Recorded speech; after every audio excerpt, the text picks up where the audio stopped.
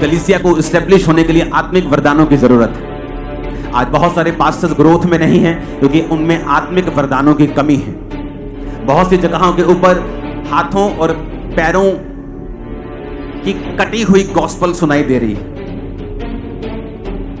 कुछ लोग सिर्फ प्रीच करने के लिए बुलाए गए हैं, वो बात अलग है, लेकिन वो प्रीच करने के साथ साथ हीलिंग और प्रोफेसी का विरोध करते हैं, जो कि गलत है।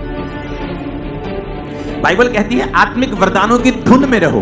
अब आप वो बात सुनना चाहते हो जो कोई व्यक्ति कह रहा है, चाहे वो परमेश्वर का ही क्यों ना हो, या आप वो बात सुनना चाहते हो जो प्रभु का वचन आपको कह रहा है। प्रभु का वचन कहता है आत्मिक वरदानों की धुन में। धुन का मतलब क्या होता है? अगर हम यूनानी भाषा में इसको पढ़ें, कहता डिजायर आफ्टर स्पिरिचुअल गिफ्ट्स। धुन का मतलब है जेलो। यूनानी भाषा का 2206 नामक शब्द टू बी जेलस ओवर, जो कि 2205 शब्द से निकला है, जिसका मतलब है जेलोस, जिसका मतलब है प्रॉपरली हीट। जैसे लोहा गर्म हो जाए पूरा तो भी वो हथियार बनता है। आप बिना गर्म किए लोहे को जितना मर्जी पीट लें, वो आप उसे मनपसंद हथियार नहीं बना सकते।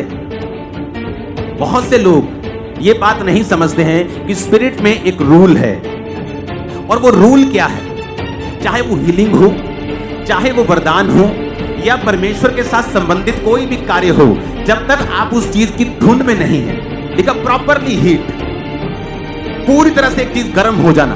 पानी उबाल तब आता है जब पूरी तरह से वो गर्म हो जाता है। टू बी जेलस ओवर, एक चीज के लिए पूरी तरह से पीछे पड़ जाना, उसकी धुन रखना।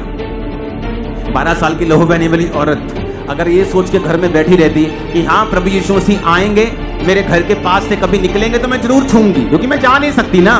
लेकिन बाइबल कहती है वो लोगों को छू नहीं सकती थी क्योंकि उसे अशुद्ध करने वाला रोग था।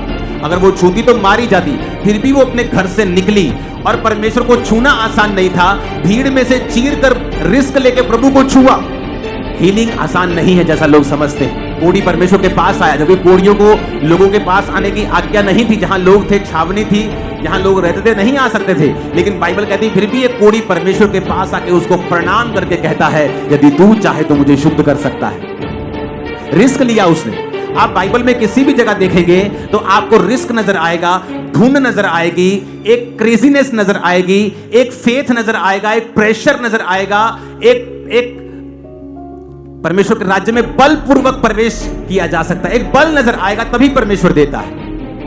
लोगों को लगता है हीलिंग का वरदान आराम से काम करेगा। वो क्या करते हैं? हीलिंग के लिए प्रार्थना करते हैं। जब देखते हैं लोग चंगे नहीं हुए, 1 साल हो गया प्रार्थना करते, वो अपनी सेवकाई चेंज कर लेते हैं, प्रीच करना शुरू। उन्हें लगता है कि हीलिंग नहीं करनी, हमने प्रीच करना है, लेकिन अंदर से बताते नहीं वो। लेकिन बाइबल कहती है अगर तुम्हें वरदान चाहिए, तुम्हें इनकी धुन में रहना होगा, प्रॉपरली हीट होना होगा, तो ये वरदान तुम्हारी लाइफ में काम करते हैं और तुम इनकी डिजायर करते हैं। आप फेक प्रोफेसी करके दूसरे पास्टर्स का भी कई बार नाम खराब करते हैं, क्योंकि प्रभु आपके साथ बात नहीं कर रहा होता, लेकिन आपको लोगों को इंप्रेस करना है, लोगों को बताना है कि मैं कुछ हूं, और इसी चक्कर में क्रिश्चियनिटी का नाम बदनाम होता। इसका मतलब ये नहीं आप प्रोफेसी ना करें, लेकिन आप प्रभु की आत्मा से करेंगे तो वो सच होगा। अगर आपको वो वरदान कोई चाहिए, आज से कुछ साल पहले जब मैंने प्रोफेटिक में प्रवेश किया और परमेश्वर का आत्मा जब मुझसे बात करने लगा, तो मैंने उस प्रोफेटिक वरदान को शाइन करने के लिए प्रभु से कहा, परमेश्वर मैं रोज तेरी वेदी के पास आऊंगा, इतनी भेंट मैं रोज तुझे दूंगा पैसों की, इतनी प्रार्थना मैं रोज करूंगा सिर्फ एक इस वरदान के लिए। और मैं रोज परमेश्वर के सामने जाता था, रोज अपने बीज को बोता था, रोज प्रेयर करता था सिर्फ एक वरदान के शाइन करने के लिए। और मैं सालों में करता रहा हूं, और उसके बाद वो वरदान शाइन होना शुरू हुआ। धुन में रहना। आप धुन में कैसे रह सकते हैं अगर आप 24 घंटे उस बारे में सोचते नहीं हैं? एक प्रोफेटिक वाला आदमी आपको लड़ता हुआ नहीं मिलेगा, वो आपको प्रेयर माउंटेन पे मिलेगा, प्रार्थना करता हुआ मिलेगा। उसे मालूम है अब मुझे सोना है, मुझे दर्शन देखना है, प्रभु मुझसे बात कर। 24 घंटे वो उस धुन में रहता है। वो सोता भी बाइबल पढ़ के है, वो सोता भी प्रार्थना करके, उठकर भी प्रार्थना करता है, बाइबल पढ़ता है, उस धुन में रहता है। वो अपने आप को स्पिरिचुअली तैयार करके रखता है। मैं रोज भेंटों को बोता था, रोज। आज वो भेंट 5 गुना हो चुकी है जो मैंने शुरू की थी। रोज प्रभु के सामने भेंट, रोज प्रार्थना। प्रभु जी ये इस वरदान के लिए है। रोज लोगों को लगता है कि वरदान अपने आप काम करने लगते हैं कई बार, या ऐसे हो, ऐसा नहीं है। इनके पीछे प्रॉपरली वर्क किया जाता है, एक एक चीज के पीछे। क्योंकि कुछ भी क्रिश्चियनिटी में जिसके पीछे बल नहीं होगा, जिसके पीछे धुन नहीं होगी, चाहे वो हीलिंग के लिए हो, चाहे वरदान के लिए हो, चाहे खास प्रेयर रिक्वेस्ट जो चाहते प्रभु कबूल करे, अगर उसके पीछे प्रेशर नहीं होगा वो कभी कबूल नहीं होगा। लेडी ने कहा, प्रभु मेरी बेटी को दुष्ट आत्मा सताता है, कभी गिर पड़ती है, मर जाती है, बॉडी उसकी सूख रही है, बीमार हो गई। प्रभु ने कहा, नहीं, मैं कुत्तों को नहीं दूंगा लड़कों की रोटी। उसने क्या किया? थकी नहीं और प्रेशर दिया प्रभु को। क्या प्रेशर दिया? प्रभु मुझे अपने घर का कुत्ता समझ ले, कुत्ते भी वही चूर चार खाते हैं जो तेरी बालकों की मेज से गिरते हैं, हमें अपने घर का कुत्ता समझ ले। परमेश्वर ने कहा, जा, तेरी बेटी को दुष्ट आत्मा छोड़ के जा चुका है। Pressure, pressure. एलिया कहता, जा अलीशा, अब मुझे तेरी जरूरत नहीं। ले, पहला सेवा करा ली, हाथ धवाले हैं, हुण कहता तेनू लोड़ नहीं, चल मैं भी चला। फिर कहता, तेरी शपथ, यहोवा की शपथ, छोड़ने का नहीं, तुझे छोड़ने का नहीं, तुझे छोड़ने। प्रेशर। आत्मा उतरा, बल से उतरा, शॉल जब आया सामर्थ आई, प्रेशर से, धुन से। धुन कहां है तुम्हारी? धुन नहीं है। धुन कहां? अगर धुन हो तुम्हें वरदानों की, तुम फोन पर टाइम, टीवी पे टाइम वेस्ट नहीं कर सकते अगर तुम्हें धुन है तो।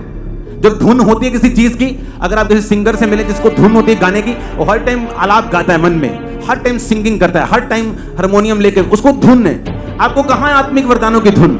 बाइबल कहती है आत्मिक वरदान जब एक कलीसिया की लाइफ में आते हैं, कलीसिया रेजोलेट यानी स्थिर हो जाती है। पौलुस ने कई बार कहा है कि मैं आकर तुम्हें कोई आत्मिक वरदान दूं हाथ रखने से, ताकि तुम वरदान तुम्हें काम करे और तुम स्थिर हो जाओ। आज कलीसियां स्थिर क्यों नहीं है? पास्टर बोलते लोग आते चले जाते, क्योंकि वरदानों की कमी है। जब वरदान होते कलीसियां स्थिर हो जाती है। और जब परमेश्वर का रूह कहता है कि पहले प्रेम करो, माफ करो, नहीं तो वो वरदान फेक होंगे, लोगों को मालूम हो जाएगा फेक आदमी। पहले कहता प्रेम का अनुकरण करो, पहले प्रेम तुम्हारे अंदर होना चाहिए, फिर कहता वरदानों की धुन में रहो। हीलिंग वरदान उसकी धुन में रहो। मैंने देखा है रिजल्ट, जब क्रूसेड्स होते घंटों घंटों दर, जब प्रार्थना में बैठते, परमेश्वर उस पर प्रेशर देना, खुदाबंद आज ये होना चाहिए, परमेश्वर आज ये होना चाहिए, खुदाबंद आज तेरा आत्मा इस तरह से कार्य करना। आप देखते हैं रिजल्ट होता है, रसौलियां निकल रही होती, सब कुछ लाइव हो रहा होता है। आप कुछ कंट्रोल नहीं कर सकते, परमेश्वर कंट्रोल कर रहा हो। धुन में रहना, कोई चीज आपको परमेश्वर से लेनी है, धुन में रहना, प्रार्थना करना, बीजों को बोना, परमेश्वर के सामने जाना। धुन, धुन गायब है आज। क्या कलीसिया में वरदानों की धुन है? पौलुस कहता है वरदानों की धुन में रहो। आज भी उस वरदान को और शाइन करने के लिए, प्रभु के और करीब जाने के लिए, खुदावंद के सामने फिर भेंटों के साथ रोज, एवरी डे, रोज खुदावंद ये वही भेंट है इस वरदान के लिए। और 2 भेंटें मैं देता हूं वरदानों के लिए अलग, टाइथ अलग है, हेल्प करना अलग है। अपने टाइथ से आप विडो की हेल्प नहीं करते। टाइथ लिखा बाइबल में परमेश्वर के लोगों के पांव में जाता था, परमेश्वर के भवन में जाता था। तो जब हम बिब्लिकली करेक्ट सब कुछ करते हैं तो राइट रिजल्ट हमारी लाइफ और सेवकाई में होते हैं। क्या आप धुन में हैं? क्या आप उस चीज के लिए वाकई धुन में हैं? प्रॉपरली हिट, जेलस ओवर, पूरी तरह से आपका मन उसको परस्यू कर रहा है, उसका पीछा कर रहा है, उस पर प्रेशर दे रहा है, आपकी लाइफ सेव नहीं होगी, ये गारंटी है। आमीन। ऊंचे वाला चाहिए चर्च।